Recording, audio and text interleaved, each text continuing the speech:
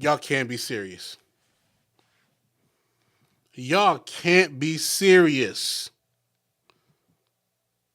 Drake, you can't be serious. What's going on? It's your cousin Polly Rob. Welcome to another episode of the Polly Rob podcast. Let's just get right into it. Y'all know what to do. Like and subscribe. Drake dropped 3 albums, and we had very high expectations for Iceman, but he gave us 2 more albums. I did a review on the first 2 albums, Iceman and Maid of Honor. You can go check my page and go watch those reviews. The third album, HABIBTI. The third album is called HABIBTI, which I believe it stands for My Love or My Dear or whatnot.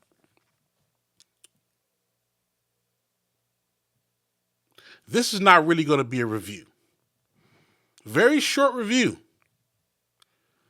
But what's going to happen on this podcast today is I'm going to talk to Drake fans.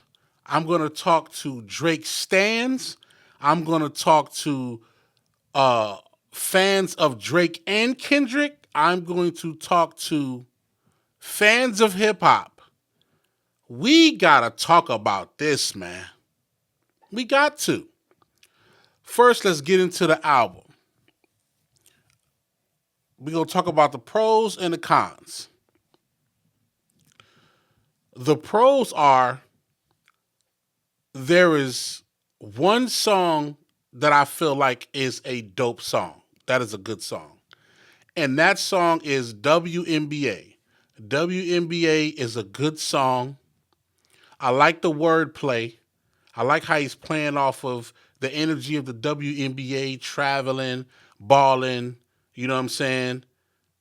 Do some other things. I like the energy of it. The change up is pretty cool. Went a little up tempo. The change up is cool. That is a dope record. Let's get to the cons. That is the only good record on HABIBTI. That is the only solid record on HABIBTI. I told you, this is not going to be a long interview. I'm sorry. It's not going to be a long interview. I'm sorry, a long review. Not going to be a long review. That is the only complete record on this project. I went to sleep 3 times. I went to sleep 3 times. This project is slow. HABIBTI is slow. I understand what he was trying to do.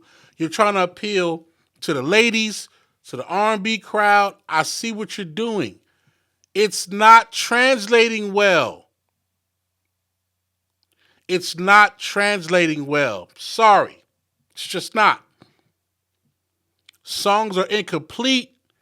There is a song on this third album. The man say, the AC broken.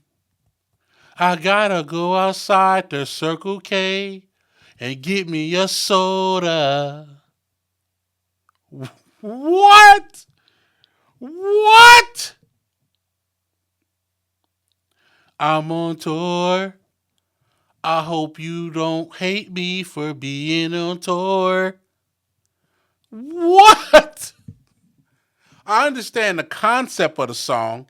You being away on tour, your woman really disapproves of you being gone so long. You want to be next to her. I get that. But you said, I'm in a broken down hotel and it's no AC. I gotta go to Circle K. Come on, man. We letting that slide, hip hop? We letting that slide, R&B? We letting that slide? That's what we doing? You put that up against Chris Brown album? You put that up against Leon Thomas album? You put that up against Tory Lanez album?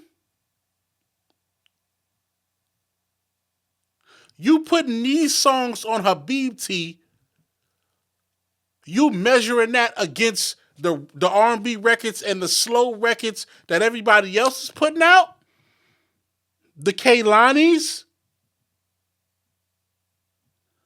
The Summer Walkers? That's what we doing? That's the problem. We're gonna get to the root of the problem really soon on this podcast. We're gonna get to the root of the problem.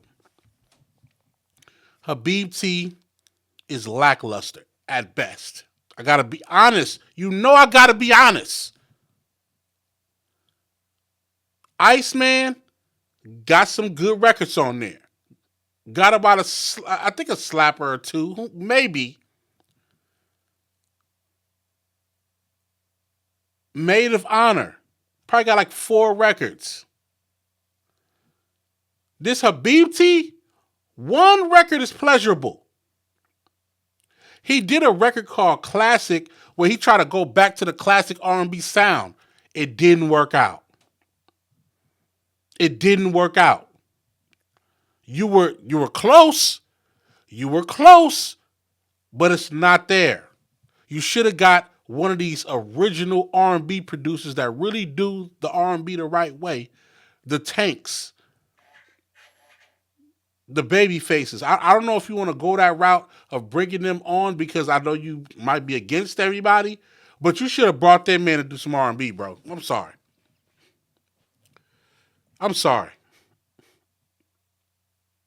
And then you got another record with Sexy Red that did not translate. Sexy Red on a slow record does not translate properly. That was not a good song.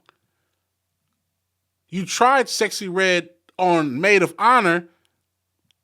It had a potential to be what it was, but her vocals were so dry and so uninterested. It was like whatever. And then you put her on a slow R&B joint, and she was even more dry, even more uninterested. It sounded like she didn't even want to be on the record. Sexy Red, first off, her name is Sexy Red. Keyword, sexy. She didn't sound sexy on that song at all.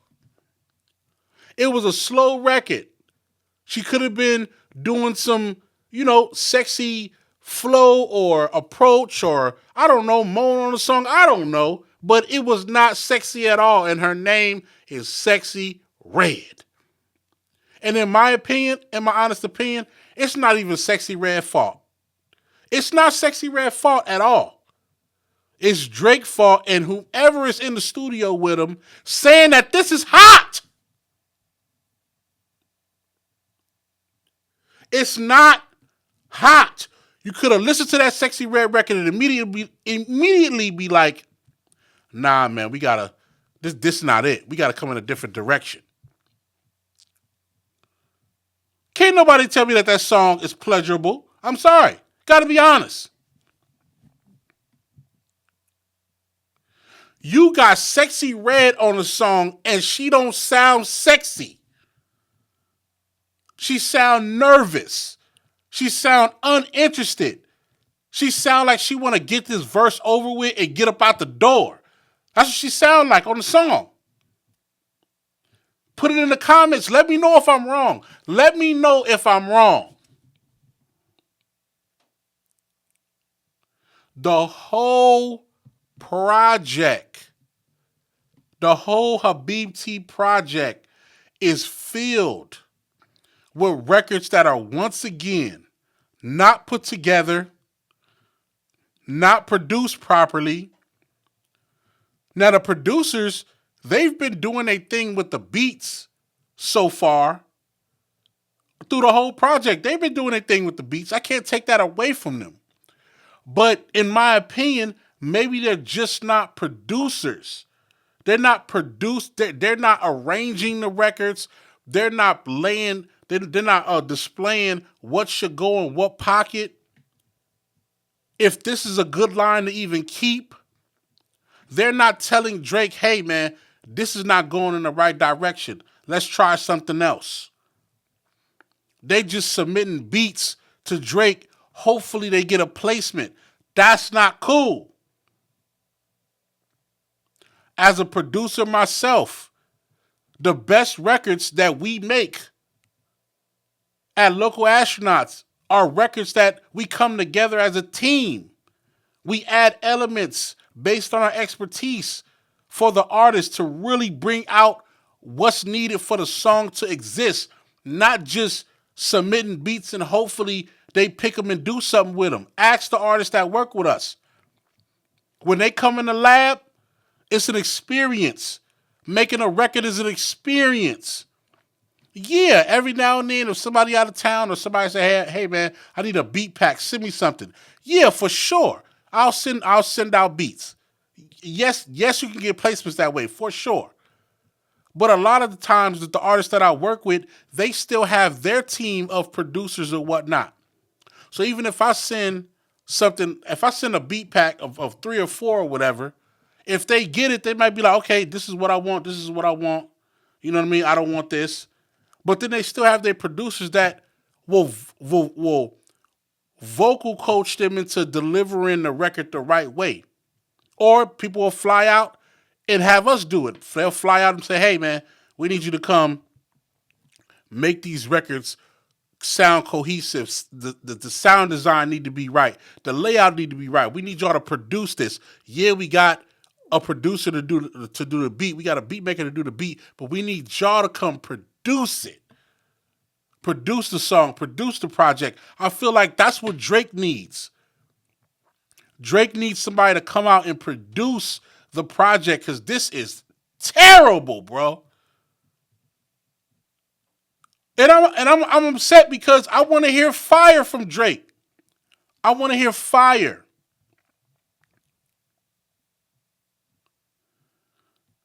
High Fives. That Her Nor There was Sexy Red. No. That what is it? Gen 5. No. White Done. No. Even the Party Next Door. Even the Party Next Door record. I'm like, this is Come on, man. What are y'all doing, bro? I said I was gonna get to why it happens like this. Sorry about that. Because I just finished listening to it a third time. I listened to it 3 times. And it's not what it's supposed to be. But anyway.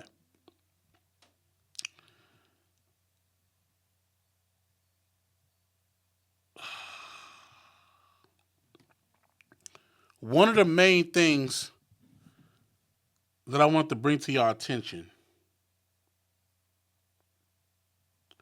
is the lack of fans being honest with their favorite artists. Let's talk about this, yo. There are fans of Drake who don't care what Drake is doing and how he's dropping music.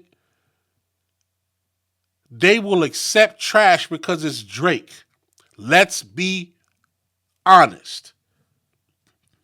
There are artists that will accept trash from Drake just because it's Drake. There are also other artists that have fans that will just accept whatever music that you give them. That's not cool. You're a fan for a reason. You're a fan for a reason because at one point in time, the artist that you're a fan of went in the studio and worked on for hours and days and months and years, working on trying to give you the absolute best that they have to offer musically. They worked on it constantly to give you the best. And the more they gave you the best, the more you supported them. The more you went to their shows, the more you bought their album, the more you bought their vinyl, the more you bought their merch, the more you had conversations about whether there was the best MC or best singer or best everything. You do more of that because they've given you excellence. Drake has gave us excellence previously. I can say for the past, before the past 3 years, for at least a decade or more, Drake has given us excellence.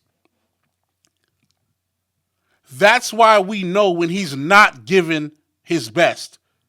Because we've heard when he's given his best, which is the reason why I'm sitting here telling y'all that HABIBTI is not it. I'm not coming from a standpoint of I don't like Drake, so I gotta ish on Drake. No, I like his music. You think I'm not finna play his music when some shorties is around? For sure. You think I'm not finna play his music when it's time to go to the bar or hear his music at the club? For sure. But if it's not it, it's not it. This album is not it. The best part about being a fan of someone is knowing through the music, through trials and tribulations that you really don't know closely, but you feel something. You feel when something's not right. That's the difference between a connection between a fan and an artist. Is almost like a connection between two friends. Let me explain.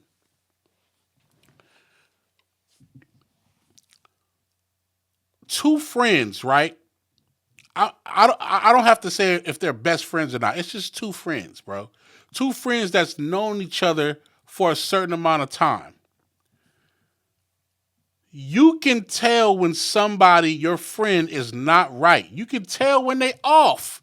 You can tell when they're not doing what they normally do, when they're not in the right pocket in terms of happiness, in terms of focus, in terms of whatever it is. If you have a friend in your life, you can tell when they off.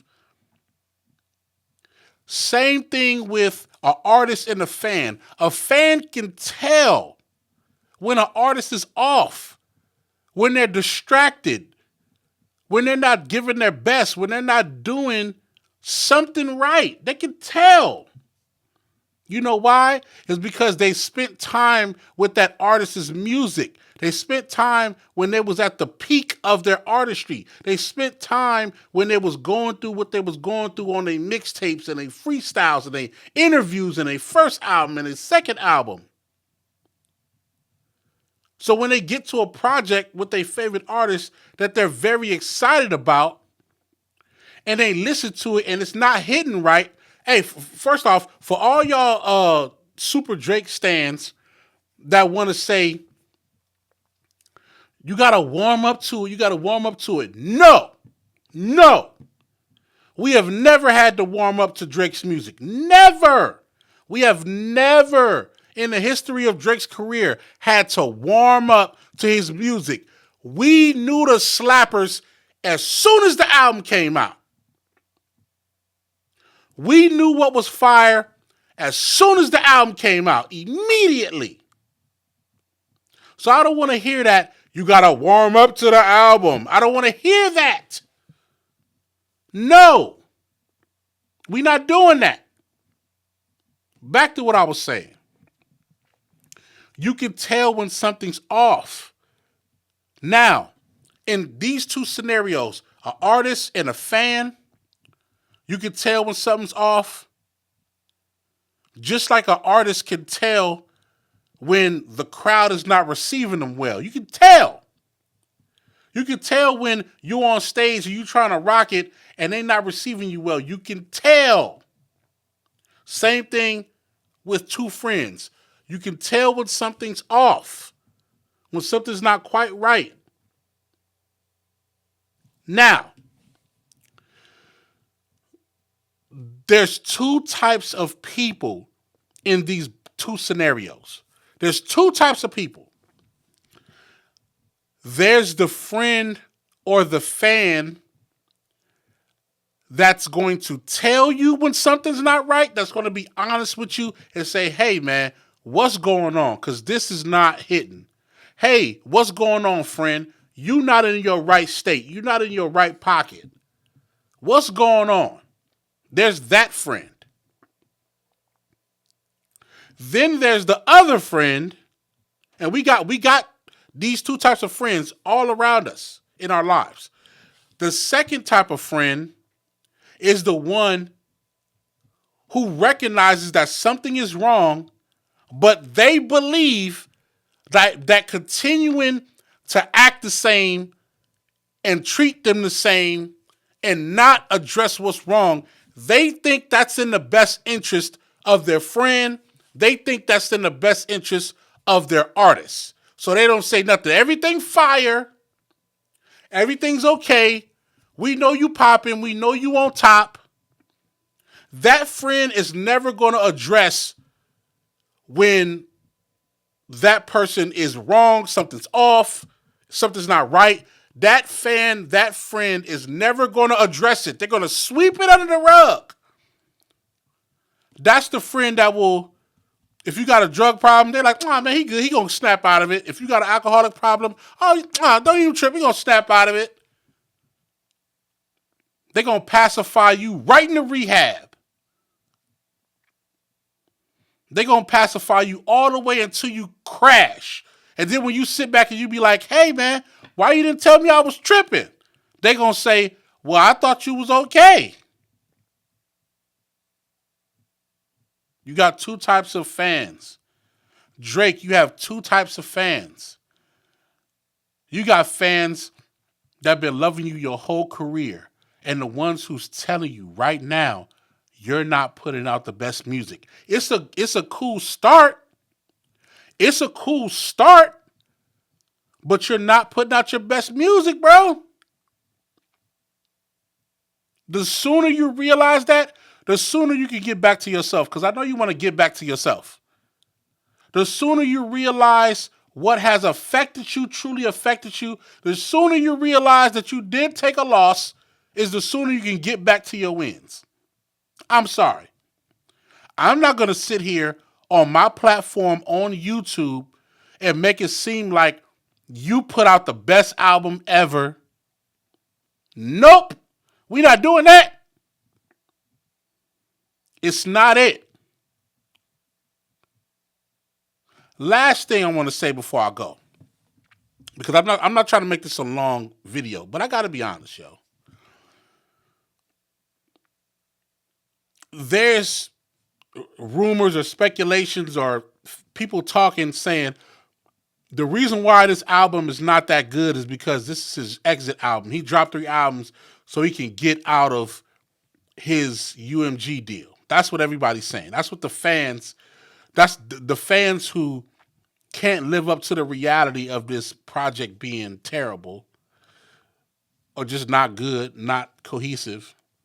They're saying that he's just trying to get out his deal. Let me be clear about something.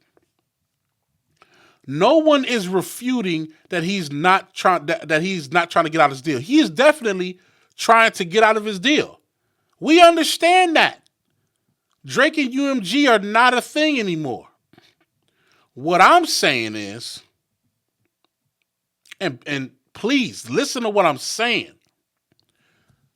Even though you're trying to get out your deal, that is no excuse to put out bad product. I don't care what nobody's saying. That is no excuse to put out bad product. You service the fans. They've been rocking with you for years. They've been holding you down. You spent all this money on a rollout. Why would you put out mid and you spent all this money on a rollout? Why would you put out mid and you know your fans been waiting on you to put out music for 2 years? Why would you put out mid and you just lost a rap battle? Lyrically, emotionally, bop-wise, on every level. Why would you come back and put out mid and say, oh, I'm just trying to get out this deal? I'm not believing that. I don't care if you are just trying to get out your deal. You better give these people a hit or two. At least give them one hit per album. You didn't even do that. You didn't even do that. Drake fans, Drake stans, Kendrick and Drake fans, hey man, do your artist, your favorite artist, pause, a service, a good service, and be honest with them when they're not delivering. To all hip hop fans, to all R&B fans, to all reggae fans, to all the cultured music, all the other music, I don't care what they do fan wise. All of our cultured music, Afro beats, jazz, do your artists and your musicians a good service, all the fans. Do right by them by telling them when it's not hitting. I know every now and then you're going to pacify some things. Well, okay, well, one record is not good or one record is okay, whatever. But don't just tell them it's fire just because you're a fan of them.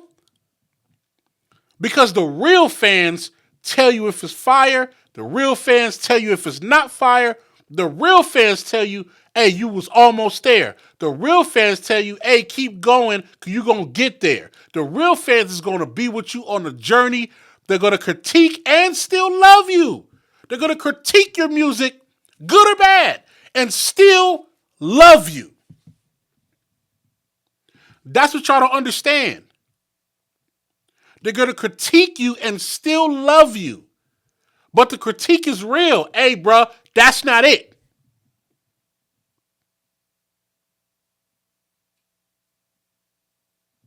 That's all I'm saying. Let's protect our music. Let's also protect our artists by being honest with them. By letting them know what's real. Let me know in the comments, man. I am okay. I am perfectly okay with having a full conversation on my comments on YouTube, on TikTok. Let's talk about this. I'm not here for clickbait. I want to talk about it. Are you being honest with your artists? Or are you just, what y'all call it, are you just glazing?